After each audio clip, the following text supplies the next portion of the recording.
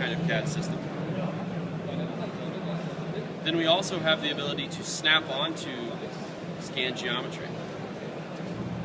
So if I draw a box, I can just drag and snap it back to the pink line, which is the scan data. And I can get as good of a profile as I want with some constraints. These should be vertical, these should be horizontal. Maybe I want to add a dimension. So this dimension comes out to 94.13013 something millimeters. Nobody really designs things that way. That's what happens when we make physical parts. Things change a little bit. So we have the ability with the parametric engine here that we can just change and override the dimensions. This should just be 94 millimeters. And that changes the sketch to match the design intent of what somebody actually was thinking when they designed this.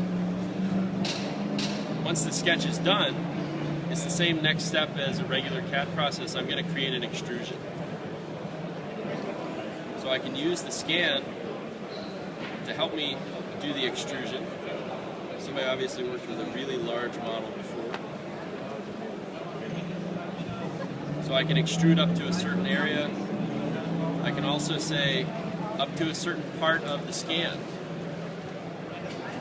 And the software will figure out what's the best shape to match the top of the part, and that's where the extrusion should stop.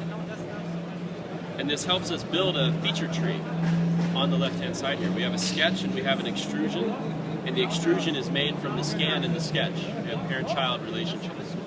Now this is kind of the legacy way of creating things.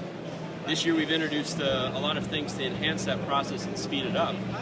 Now all I have to do is really right-click on one area, and I can say insert or merge, and the software will automatically look at the model and say, okay, what's the best feature that will fit this area? So it found all these side walls, and it found the bottom and said this is most likely an extrusion. And it's also determined that that's probably going to be on the top plane.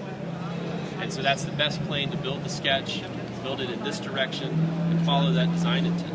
We can even find draft angle if we thought that that was appropriate. And if we go to the next stage, the software automatically builds that sketch this time, instead of us building it manually. And it also lets us just go ahead and extend it up beyond the point of the surface. So that generates the same thing, a sketch and an extrude.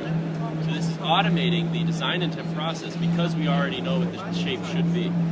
And we can move on from there very quickly. So I can keep working like this, right-click on an area and say cut. And we're going to create a surface across the top there. So here it's warning me, I've already set, I want to send this to Inventor later. So it's telling me there's no match in Inventor for this mesh fit surface idea. So that's not going to be parametric when I send it across. It'll still come across, but it'll be like a design surface or something someone made in other software, which I think is okay for this example. And what that does is it makes a large surface, and then it cuts the model automatically and decides which part to keep based on the scan that you have.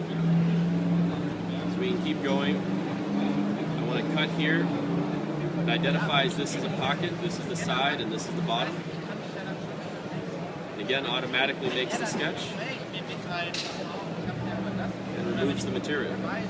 The key thing is that through all of this process, it's as though the part were being designed in a CAD system. So what you end up with is a true CAD model, and that's the critical thing, that if you're going to scan something to build the CAD model, the way that you're going to want to use it downstream is as a CAD model, as though it were designed from scratch in your CAD software. And that's what's unique about RapidForm.